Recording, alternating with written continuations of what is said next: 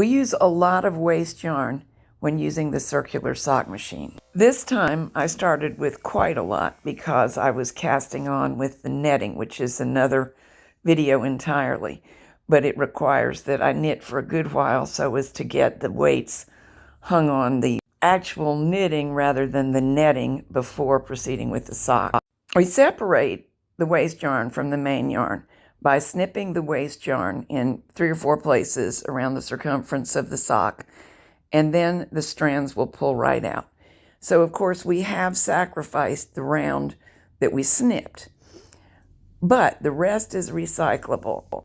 The safest way, once it's free from the sock knitting, is to take it over to your ball winder and rewind it.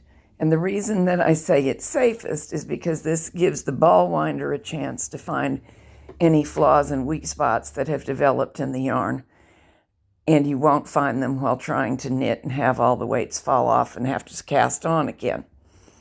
However, if you're brave, there is a shortcut where we unwind the former waste yarn into its new position straight from its last use. Having discarded the row that had the snips in it, I'm pulling out enough to make sure that there is no other damage from the snipping and threading it in, putting the weights back on the work, and starting to knit with the waste yarn. And here you can see it unknitting itself even as I crank. Should you decide to take this shortcut, it's just fine, but it is wise to knit slowly and be very watchful because the ball winder didn't get into the act, so it didn't have a chance to find these flaws. If you see it in time to avoid dropping the knitting, it's just fine. Thread some more waste yarn and keep going.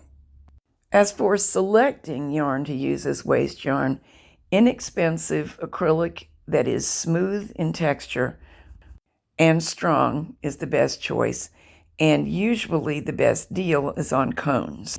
Bargain yarns that are stained will work just fine. You really aren't going to care what it looks like. So sometimes you can find a very good deal from people who sell odd lots from estates and things like that.